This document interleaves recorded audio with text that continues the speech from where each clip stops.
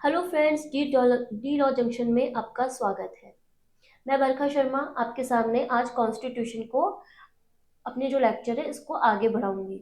सबसे पहले जो हमने पार्ट किया था उसमें हमने देखा था इसके पार्ट्स कौन कौन से होते हैं। फिर हमने देखा था शेड्यूल कौन कौन सी है। फिर हमने देखा था कि इसका इंट्रोडक्शन कैसे होगा।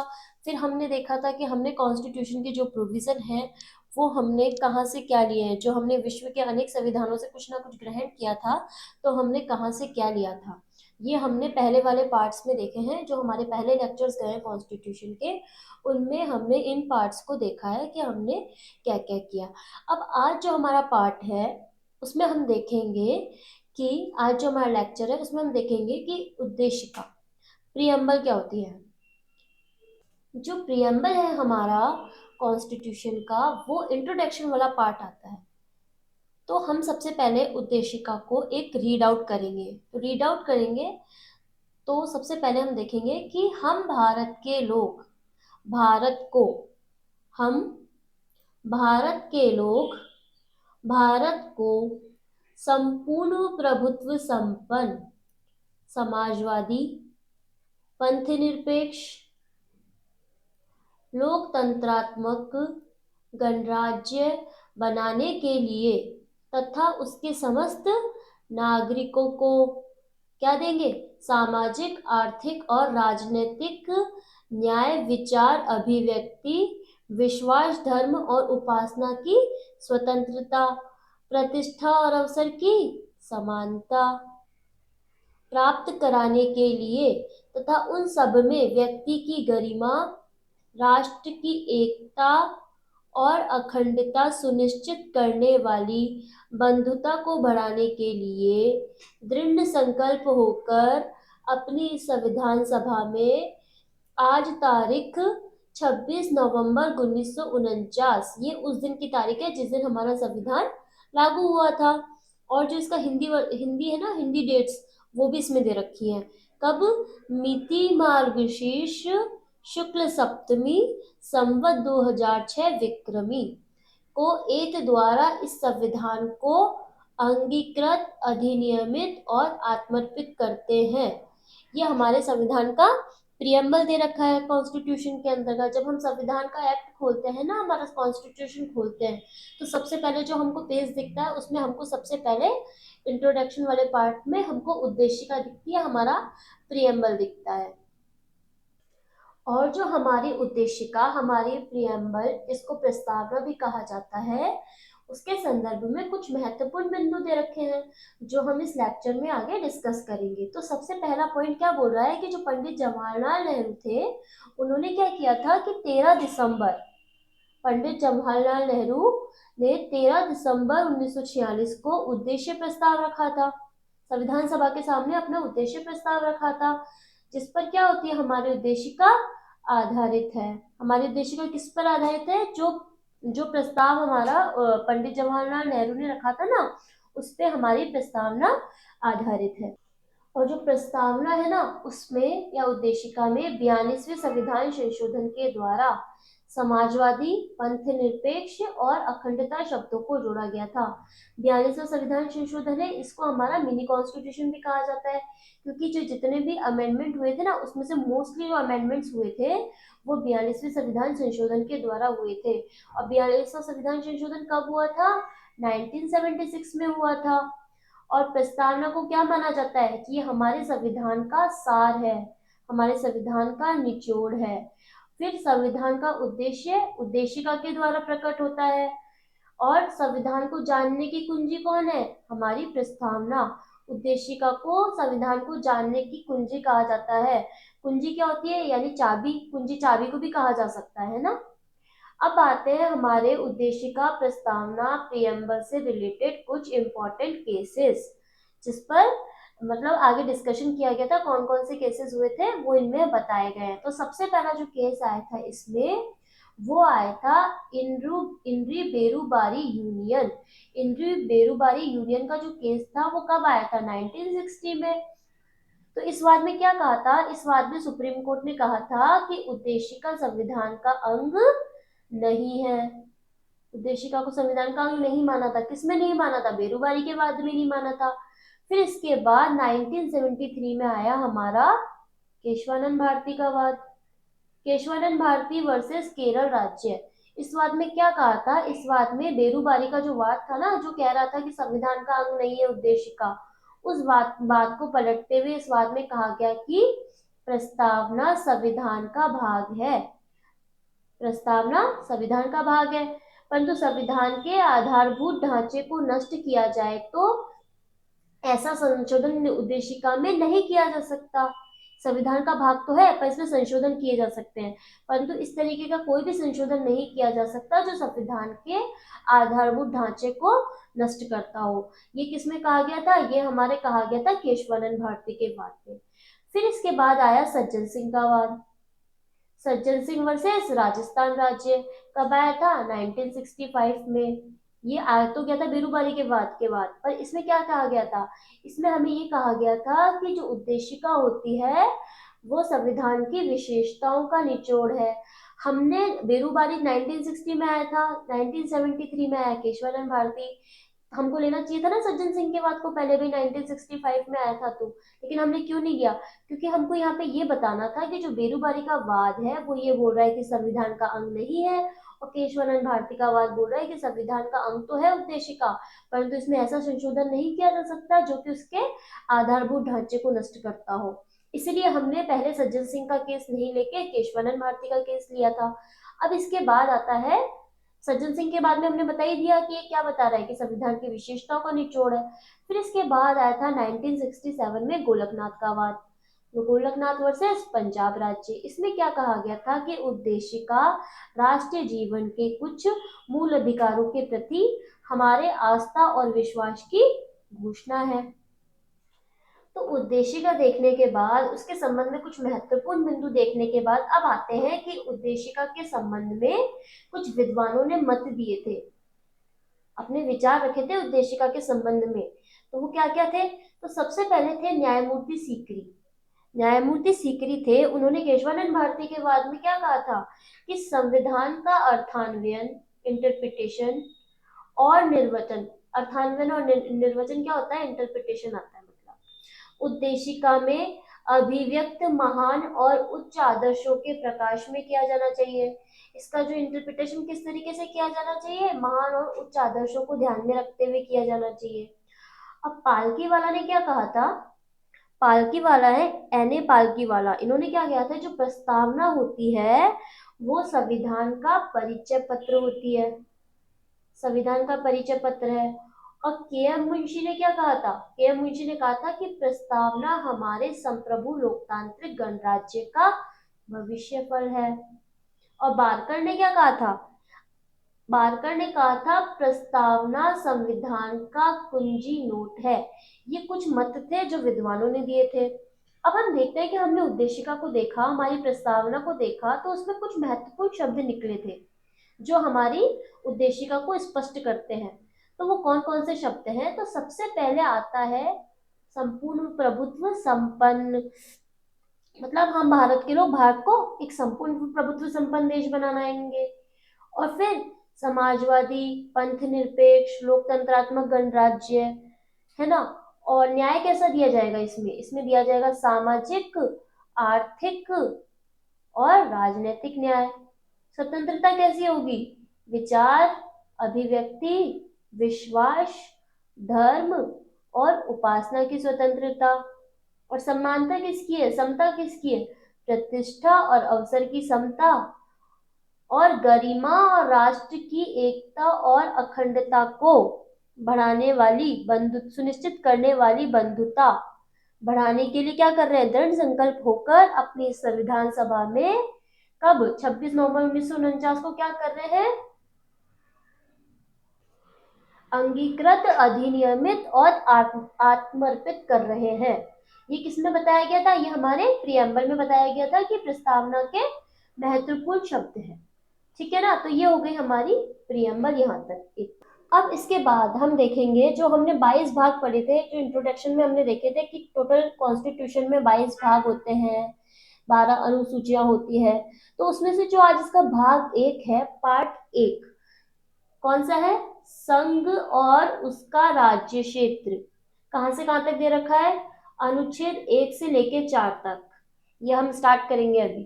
तो सबसे पहले आता है हमारा आर्टिकल 1, अनुच्छेद 1 क्या बोल रहा है? संघ का नाम व उसका राज्य क्षेत्र। संघ का नाम और उसका राज्य क्षेत्र, name and territory of the union. क्या बोल रहा है ये सेक्शन? ये अपने कई क्लोजेस में 3 क्लोजेस देखे हैं, कई नहीं 3 क्लोजेस देखे हैं बेसिकली इसके अंतर्गत।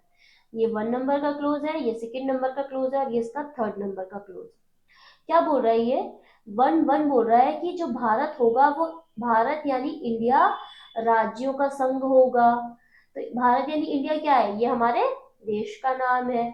और संघ से तात्पर्य क्या होता है? संघ इसलिए बोला जाता है क्योंकि जो राज्य होते हैं वो भारत से जुड़े हुए रहते हैं, तो इसीलिए इसको कहा जाता है। तो हमारा जो इंडियन कॉन्स्टिट्यूशन है वो फेडरल पद्धति पर आधारित नहीं है, ये हमारा क्वासी फेडरल पद्धति पर आधारित है। क्वासी फेडरल पद्धति पर आधारित है, अर्ध परिसंघात्मक पद्धति पर आधारित है। तो इसका क्या तात्पर्य हुआ कि भारत के संविधान में संघात्मक व एकात्मक दोनों विशेषताएं पाई जाती है, दोनों का मिश्रण पाया जाता है। तो इसीलिए क्या कहा जाता है? ये क्वासी फेडरल है, अर्ध परिसंघ है, ऐसा कहा जाता है।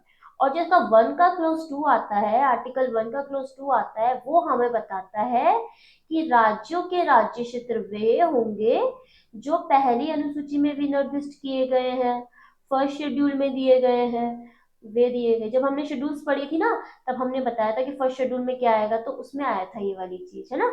तो फिर आता है पार्ट 3rd, मतलब इसका 3rd क्लॉज। 3rd क्लॉज क्या बोल रहा है कि भारत के राज्य क्षेत्र, भारत के राज्य क्षेत्र में क्या आएगा? भारत के राज्य क्षेत्र में आएंगे राज्यों के राज्य क्षेत्र, पहली अनुसूची में दिए गए संघ राज्य क्षेत्र, और ऐसे अन्य क्षेत्र जिन्हें कभी और अर्जित किया जाए। समान, मतलब आगे को फ्यूचर में अगर हम गेन करेंगे ना, अर्जित करेंगे, तो वो भी इसके अंतर्गत आ जाएंगे। तो ये हो गया हमारा आर्टिकल 1, यानी इसका नाम था संघ, और संघ का नाम और उसका राज्य क्षेत्र।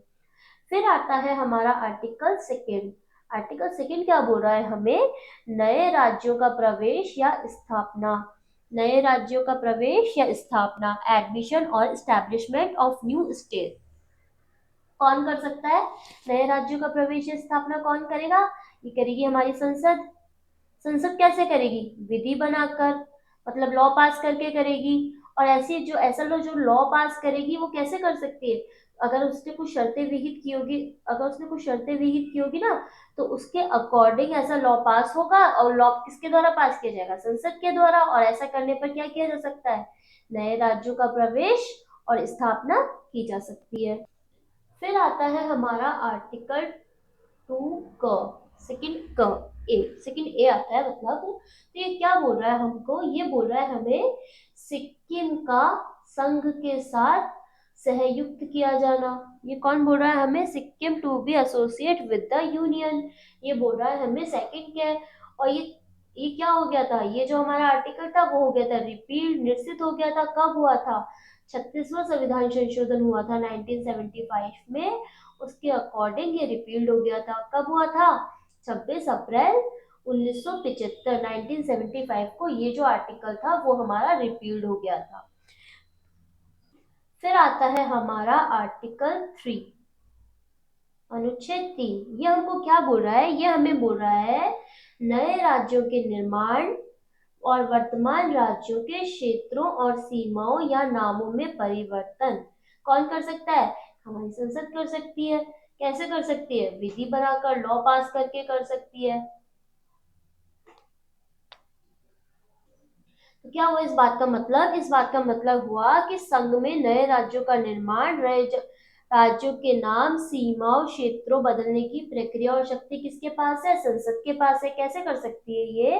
कि संसद किसी राज्य में उसका राज्य क्षेत्र अलग करके, दो या अधिक राज्यों को या उसके राज्य क्षेत्रों के भागों को मिलाकर, किसी राज्य क्षेत्र को किसी राज्य के भाग के साथ मिलाकर नए राज्य का निर्माण कर सकती है, या फिर किसी राज्य क्षेत्र को बढ़ा सकती है और घटा सकती है। इसकी सीमाओं में परिवर्तन कर सकेगी और नाम में परिवर्तन कर सकेगी, है ना। सीमाओं में, नाम में परिवर्तन कर सकती है। ऐसा करने के लिए क्या करना पड़ता है, इस संबंध में एक विधेयक होता है जो कहाँ पे पेश किया जाता है, संसद में प्रस्तुत करते हैं। संसद में प्रस्तुत करने से पहले राष्ट्रपति की अनुमति आवश्यक होती है ना। तो और जो ऐसा विधेयक होता है वो कैसे पारित किया जाएगा, साधारण बहुमत से पारित किया जाएगा। इस संबंध में क्या होता है, विधेयक पास किया जाता है। ऐसे विधेयक को संसद में प्रस्तुत करने से पहले राष्ट्रपति की अनुमति आवश्यक होती है। और फिर क्या होता है, संसद में विधेयक को साधारण बहुमत से पारित किया जाता है। तो राष्ट्रपति विधेयक पर अपनी सहमति देता है और इसको क्या कर सकता है, पुनर्विचार के लिए लौटा नहीं सकता। इसीलिए भारत को विभक्त राज्यों का अविभाज्य संघ कहा जाता है। साधारण बहुमत से प्राप्त किया जाएगा और राष्ट्रपति की अनुमति विधेयक को संसद में प्रस्तुत करने से पहले दी जानी आवश्यक होती है। फिर आता है हमारा आर्टिकल 4, अनुच्छेद 4। ये क्या बोल रहा है हमको, ये बोल रहा है हमें कि जो पहली अनुसूची और चौथी अनुसूची के संशोधन तथा अनुपूरक, आनुषंगिक और परिमाणात्मक विषयों का उपबंध करने के लिए अनुच्छेद 2 और अनुच्छेद 3, अनुच्छेद 3 के अधीन बनाई गई विधियां कौन कौन सी होगी। तो इसमें क्या बता रहा है ये, अगर हम इसके एक्ट की लैंग्वेज देखेंगे तो ये बोल रहा है कि अनुच्छेद 2 या अनुच्छेद 3 में निर्दिष्ट किसी विधि में पहली अनुसूची और चौथी अनुसूची के संशोधन के लिए ऐसे उपबंध अंतर्निविष्ट होंगे जो उस विधि के उपबंधों को प्रभावी करने के लिए आवश्यक हो, तथा ऐसे अनुपूरक, आनुषंगिक और परिणामिक उपबंध भी जिनके अंतर्गत ऐसी विधि से प्रभावित राज्य या राज्यों के संसद में और विधानमंडल या विधानमंडलों में प्रतिनिधित्व के बारे में उपबंध है, अंतर्निविष्ट हो सकेंगे, जिन्हें संसद आवश्यक समझे। बेसिकली जो इसमें कहा गया है ना, वो क्या कहा गया है, इसमें कहा गया है कि इसमें जो संशोधन होगा वो 368 का संशोधन नहीं समझा जाएगा और जो ऐसा कानून होगा वो साधारण बहुमत और साधारण विधिक प्रक्रिया के जरिए पारित होगा। ठीक है ना। तो ये था हमारा पार्ट 1। ठीक है, तो अब हम शुरू करेंगे पार्ट 2। इसका जो पार्ट 2 है वो स्टार्ट करेंगे।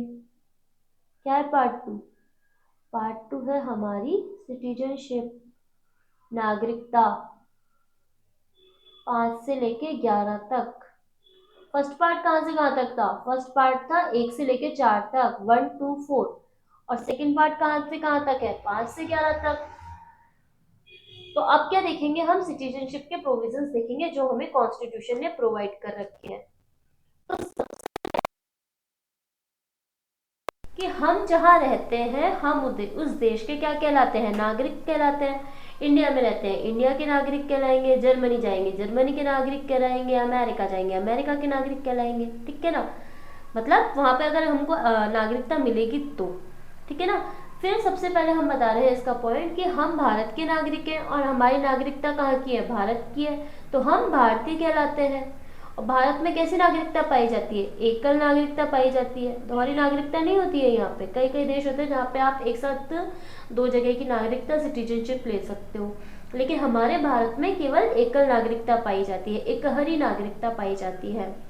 तो सबसे पहले जो इसका आर्टिकल आता है, आर्टिकल 5, ये क्या बोलता है हमें कि संविधान के प्रारंभ होने पर नागरिकता, जब हमारा संविधान लागू हुआ था उस समय नागरिकता के क्या प्रोविजंस थे।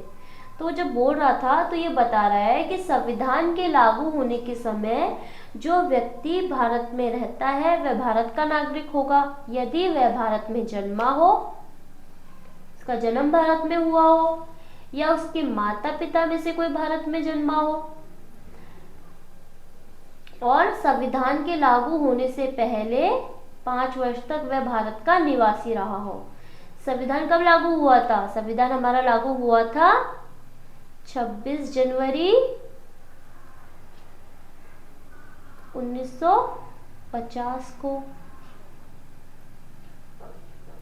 है ना।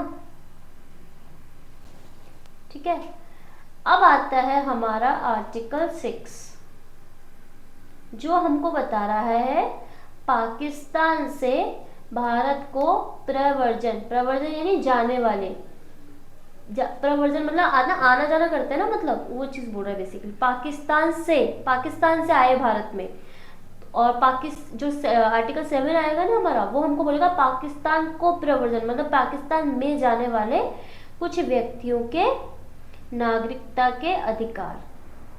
पाकिस्तान से यानी 6, और पाकिस्तान को यानी 7, वो हम अभी आगे देखते हैं। तो हम जब पाकिस्तान से भारत को प्रव्रजन करने वाले कुछ व्यक्तियों के नागरिकता के अधिकार देखेंगे, तो इसमें बताई गई थी एक डेट कौन सी बताई थी? 19 जुलाई 48। इसका जो एक्ट में प्रोविजन दे रखा है ना, उसमें हमको एक डेट बता रखी है 19 जुलाई 1948। तो कोई व्यक्ति है, उसके माता पिता, दादा दादी या नाना नानी कोई भी क्या है, अविभाज्य भारत में हो। अविभाज्य भारत मतलब जब विभाजन हुआ था तो पाकिस्तान, मतलब कुछ लोग पाकिस्तान में चले गए थे, कुछ लोग इंडिया में रह गए थे, है ना। तो ऐसे में से क्या हुआ, कोई व्यक्ति है जो इस डेट से पहले अगर भारत में आया हो और सामान्य रूप से रह रहा हो, तो वो व्यक्ति क्या होगा, भारत का नागरिक माना जाएगा। ठीक है।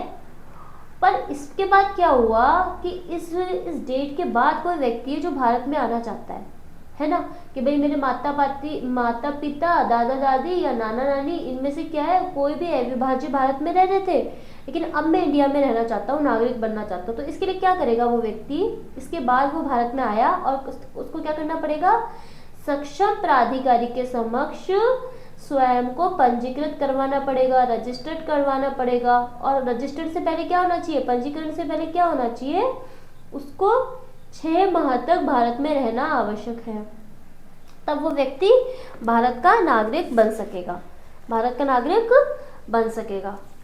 इस डेट के अकॉर्डिंग ये वाला प्रोसेस चलता है। ठीक है। फिर हमारा आता है आर्टिकल 7। आर्टिकल 7 हमको बोलता है पाकिस्तान को, 6 बोल रहा था 7, 6 बोल रहा था से, और 7 बोल रहा था हमको पाकिस्तान को प्रवर्जन मतलब वही आना जाना करने वाले कुछ व्यक्तियों के नागरिकता के अधिकार। इसमें सेम प्रोसेस फॉलो होगा। कौन सा वाला प्रोसेस, आर्टिकल 6 में जो प्रोसेस दे रखा है ना, भाई 20 जुलाई के पहले कोई गया हो और मतलब वापस नहीं आया हो, और मतलब वो वहीं रहना चाहता हो, उसको वहीं पंजीकरण वगैरह कराना पड़ेगा। तो ये जो सारे प्रोविजंस थे ना आर्टिकल 6 के, वो सेम प्रोविजन आर्टिकल 7 में लागू होते हैं। और ऐसा करने पर क्या होगा, वो व्यक्ति जो ऐसा कर लेगा उधर पाकिस्तान को चला जाएगा ना, वो व्यक्ति भारत का नागरिक नहीं समझा जाएगा। फिर आता है हमारा आर्टिकल 8, अनुच्छेद 8। अनुच्छेद 8 क्या बोल रहा है हमको, भारत के बाहर रहने वाले भारतीय उद्भव के कुछ व्यक्तियों के नागरिकता के अधिकार। ये जो बेसिकली प्रोविजन होता है ना आर्टिकल 8, इसको हम एनआरआई प्रोविजन कहते हैं, एनआरआई के नाम से जाना जाता है इसको।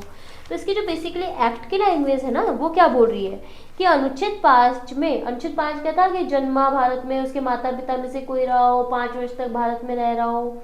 तो वो वाले जो प्रोविजंस थे ना आर्टिकल 5 में, वो बता रहा है कि किसी बात के होते हुए भी कोई व्यक्ति जो या जिसके माता पिता कोई या उसके पिता में है या पितामही या माता में है या मातामही कोई मूल रूप में यथा अधिनियमित भारत शासन अधिनियम 1935 में परिभाषित भारत में जन्मा था, और जो इस प्रकार परिभाषित भारत के बाहर किसी देश में मामूली तौर से निवास कर रहा है, भारत का नागरिक समझा जाएगा। ठीक है। तो अगर इसमें बेसिकली देखा जाए तो ये बता रहा है कि वह व्यक्ति जिसका जन्म या उसके माता पिता, दादा दादी, नाना नानी में से किसी का जन्म भारत में हुआ हो, और जो इस प्रकार परिभाषित भारत के बाहर वह किसी देश में मामूली तौर से अगर निवास कर रहा हो, भारत का नागरिक समझा जाएगा। किंतु किसी अन्य देश में निवास कर रहा हो तो वह अपने निवास के देश में भारत के राजनयिक या पार्षद या प्रतिनिधि के पास पंजीकरण द्वारा भारत का नागरिक बन सकता है। तो बेसिकली जो सेक्शन आर्टिकल 8 है ना, वो हमारा एनआरआई प्रोविजन कहलाता है। फिर आता है हमारा आर्टिकल 9। आर्टिकल 9 क्या बोलता है, अनुच्छेद 9 क्या बोलता है, नागरिकता की समाप्ति। नागरिकता की समाप्ति कैसे होगी, कैसे होगी भाई? किसी विदेशी राज्य की नागरिकता स्वेच्छा यानी स्वयं अपनी मर्जी से अर्जित करने वाले व्यक्तियों का नागरिक न होना। अगर कोई व्यक्ति किसी दूसरे देश की नागरिकता स्वयं अपनी मर्जी से अर्जित कर लेता है तो वह भारत का नागरिक नहीं होगा, वो किसी विदेशी राज्य का, जिस देश की नागरिकता उसने ग्रहण की है उस देश का नागरिक बन जाएगा। फिर आता है हमारा आर्टिकल 10। आर्टिकल 10 हमको बोलता है नागरिकता के अधिकारों का बना रहना।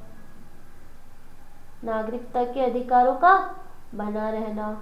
प्रत्येक व्यक्ति जिसे संसद द्वारा बनाए गए विधियों के अधीन नागरिकता मिल गई है वह भारत का नागरिक बना रहेगा। एक बार अगर किसी व्यक्ति को नागरिकता मिल गई तो वो नागरिक बना रहेगा जब तक कि वह नागरिकता समाप्त नहीं होती या फिर उसने छोड़ी नहीं हो। ठीक है ना। फिर आता है हमारा आर्टिकल 11। आर्टिकल 11 क्या बोल रहा है हमको कि संसद द्वारा नागरिकता के अधिकार का विनियमन किया जाना। यहाँ पे क्या दे रखी है? यहाँ पे लॉ बनाने की पावर संसद को, हमारी पार्लियामेंट को दे रखी है। किस संबंध में लॉ बनाने की पावर? नागरिकता के संबंध में लॉ बनाने की पावर दे रखी है। नागरिकता के संबंध में लॉ बनाने की पावर दे रखी है आर्टिकल 11 के अंदर। आर्टिकल 11 में दे रखी है नागरिकता के संबंध में लॉ बनाने की पावर संसद को देंगे, ये बताया गया है आर्टिकल 11 में। तो इसमें बात की कोई बात नागरिकता के अर्जन और संपत्ति के तथा नागरिकता से संबंधित अन्य सभी विषयों के संबंध में उपबंध करने की संसद की शक्ति का अल्पीकरण नहीं करेगी। तो बेसिकली क्या बोल रहा है? Law making power of parliament कहाँ पे? आर्टिकल 11 में। तो जो इसके अकॉर्डिंग वो बना था ना, एक्ट बना था नागरिकता के संबंध में, वो भी यहीं पे बना था, नागरिकता अधिनियम 1955। इसमें कब कब संशोधन किया गया था? 1986 में, 1992 में, 2005, 3 और 2015, और रिसेंटली जो अमेंडमेंट हुआ था सिटीजनशिप एक्ट में वो हुआ था 2019 में। ठीक है। अब बताते हैं नागरिकता कैसे मिलती है। नागरिकता हमको मिल सकती है कैसे कैसे? जन्म से मिल सकती है, वंश द्वारा मिल सकती है, पंजीकरण के द्वारा मिल सकती है, देशीकरण के द्वारा मिल सकती है, प्राकृतिक रूप से, या फिर कोई क्षेत्र जो हमारे मान लो हमारे क्षेत्र में समाविष्ट हो जाए तो मिल सकती है हमको नागरिकता। भारत की नागरिकता, भारत में कोई राज्य क्षेत्र समाविष्ट हो जाए तो वो भी फिर हम, वो जो होगा ना वो भी फिर भारत का नागरिक बन जाएगा। जो जो उस देश के अंदर होंगे या उस जो क्षेत्र हमने समाविष्ट किया है ना उसमें जो शामिल होंगे ना, फिर वो भी व्यक्ति भारत के नागरिक समझे जाएंगे। और ये खत्म कैसे होती है? सेक्शन 9 तो बोल ही रहा है ना कि आपने किसी और की नागरिकता ग्रहण कर ली तो नागरिकता समाप्त हो जाएगी। तो जनरली तो वैसे होती है, जैसे स्वैच्छिक त्याग कर दिया हो या बर्खास्त हो गया हो या वंचित करके, इस तरीके से नागरिकता समाप्त की जा सकती। तो इस तरीके से ये हमारे नागरिकता के प्रोविजंस थे। इस वाले पार्ट में हमने कौन कौन से, इस वाला जो लेक्चर किया है हमने कौन कौन से देखे हैं प्रोविजंस। इसमें हमने देखा है हमारा प्रीएम्बल, प्रीएम्बल देख लिया हमने। और कौन सा देखा था? इसके बाद हमने देखा था पार्ट 1। पार्ट 1 क्या था हमारा? संघ और राज्य नाम क्षेत्र वाला जो था, है ना, 1 से लेके 4 तक आया था जो। फिर हमने देखा है पार्ट 2। पार्ट 2 में क्या देखा है हमने? नागरिकता। नागरिकता कहाँ से कहाँ तक थी? 5 से 11 तक। तो अब तक हमने ये वाले पोर्शन कंप्लीट किए हैं। अब हम आगे देखेंगे पार्ट 3। कल जो हमारा लेक्चर आएगा ना उसमें हम देखेंगे पार्ट 3 मूल अधिकारों के संबंध में। तो कॉन्स्टिट्यूशन के संबंध में एक सीरीज चल रही है। अगर आपको ये पसंद आ रही हो, मेरे द्वारा किया गया ये प्रयास अच्छा लग रहा हो, तो प्लीज़ यार इसको शेयर करो, लाइक करो, सब्सक्राइब करो। ये जो नॉलेज है ना वो सबको मिलनी चाहिए। एक शॉर्ट रिवीजन है। क्या होता है, हमारे एग्जाम्स आ जाते हैं तो हमारे ऊपर बर्डन आ जाता है, हमको समझ में नहीं आता पढ़ना क्या है और क्या नहीं पढ़ना। तो जो हमारे पास ऐसे छोटे छोटे लेक्चर्स होते हैं ना, तो ये हमारी बहुत मदद करते हैं। किस चीज़ में मदद करते हैं? कि हम एक फास्ट रिवीजन कर सकें। तो बुक्स खोलने से अच्छा होता है हम ईयरफोन लगाएं और आराम से हमारे कुछ जो नोट्स हमको अवेलेबल है उनको पढ़ के हमारा फास्ट रिवीजन कर सकें। तो अगर आपको ये सब चीज़ें अच्छी लग रही हो तो प्लीज़ यार इसको लाइक शेयर सब्सक्राइब कर दो प्लीज़। थैंक यू यार, थैंक यू सो मच। और अगर आप हमारी ऑफलाइन क्लासेस से जुड़ना चाहते हैं तो आप इन नंबर पे कांटेक्ट कर सकते हैं 98286588 87, ये ना यहाँ पे 2 लिखा हुआ है। तो जुड़े रहिए हमारे साथ डी लॉ जंक्शन के संग। Thank you so much.